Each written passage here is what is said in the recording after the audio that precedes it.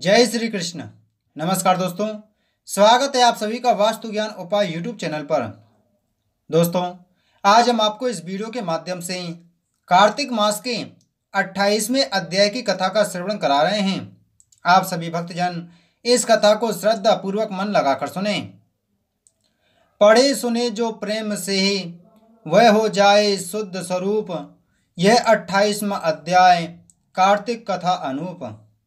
धर्मदत्त ने पूछा, मैंने सुना है कि जय और विजय भी भगवान विष्णु के द्वारपाल हैं। उन्होंने पूर्व जन्म में ऐसा कौन सा पुण्य किया था जिससे वे भगवान के समान रूप धारण करके बैकुंठ धाम के द्वारपाल हुए। दोनों पार्षदों ने कहा, हे ब्राह्मण, पूर्व काल में तृणबिंदु की कन्या देवहूति के गर्भ से महर्षि कर्दम की दृष्टि मात्र से 2 पुत्र उत्पन्न हुए। उनमें से बड़े का नाम जय और छोटे का नाम विजय हुआ। पीछे उसी देवहूति के गर्भ से योग धर्म के जानने वाले भगवान कपिल उत्पन्न हुए। जय और विजय सदा भगवान की भक्ति में तत्पर रहते थे। वे नित्य अष्टाक्षर मंत्र का जप और वैष्णव व्रतों का पालन करते थे। एक समय राजा मरुत ने उन दोनों को अपने यज्ञ में बुलाया। वहां जय ब्रह्मा बनाए गए और विजय आचार्य। उन्होंने यज्ञ की संपूर्ण विधि पूर्ण की। यज्ञ के अंत में अवभृत स्थान के पश्चात राजा मरुत ने उन दोनों को बहुत धन दिया। धन लेकर दोनों भाई अपने आश्रम पर गए। वहां उस धन का विवाह करते समय दोनों में परस्पर लाग डांट पैदा हो गई। जय ने कहा, इस धन को बराबर बराबर बांट लिया जाए।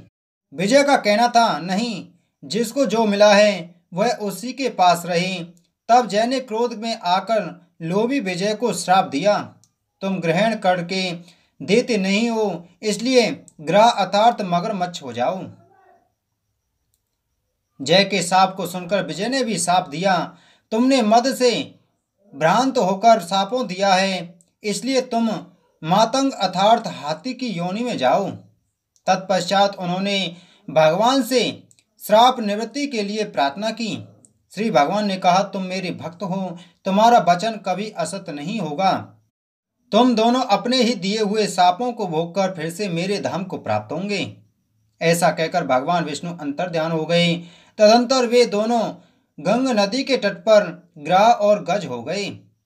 उस योनि में भी उन्हें पूर्व जन्म का स्मरण बना रहा और वे भगवान विष्णु के व्रत में तत्पर रहे। किसी समय वह गजराज कार्तिक मास में स्नान के लिए गंग नदी गया तो उस समय ग्रह ने श्राप के हेतु को स्मरण करते हुए उस गज को पकड़ लिया। ग्रह से पकड़े जाने पर गजराज ने भगवान रमानाथ का स्मरण किया। तभी भगवान विष्णु शंख चक्र और गदा धारण किए वहां प्रकट हो गए। उन्होंने चक्र चलाकर गाह को और गजराज का उद्धार किया और उन्हें अपने ही जैसा रूप देकर बैकुंठ धाम को ले गई। तब से वह स्थान हरि क्षेत्र के नाम से प्रसिद्ध है। वे ही दोनों विश्व विख्यात जय और विजय हैं जो भगवान विष्णु के द्वारपाल हुए हैं। धर्मदत्त, तुम भी ईर्षा और द्वेष का त्याग करके सदैव भगवान विष्णु के व्रत में स्थिर रहो, समदर्शी बनो। कार्तिक माह और वैशाख के महीने में सदैव प्रातः काल स्नान करो। एकादशी व्रत के पालन में स्थित रहो। तुलसी के बगीचे की रक्षा करो। ऐसा करने से तुम भी शरीर का अंत होने पर भगवान विष्णु के परम पद को प्राप्त होंगे। भगवान विष्णु को संतुष्ट करने वाले तुम्हारे इस व्रत से बढ़कर न यज्ञ है, न दान है और न तीर्थ ही है। विप्रवर, तुम धन्य हो जिसके व्रत से आधे भाग का फल पाकर यह स्त्री हमारे द्वारा वैकुंठ धाम में ले जाई जा रही है। नारद जी बोले, हे राजन, धर्मदत्त को इस प्रकार उपदेश देकर वे दोनों विमानचारी पार्षद उस कलह को साथ में लेकर वैकुंठ धाम को चले गए। धर्मदत्त जीवन भर भगवान के व्रत में स्थिर रहे और देहावास के बाद उन्होंने अपनी दोनों स्त्रियों के साथ वैकुंठ धाम प्राप्त कर लिया।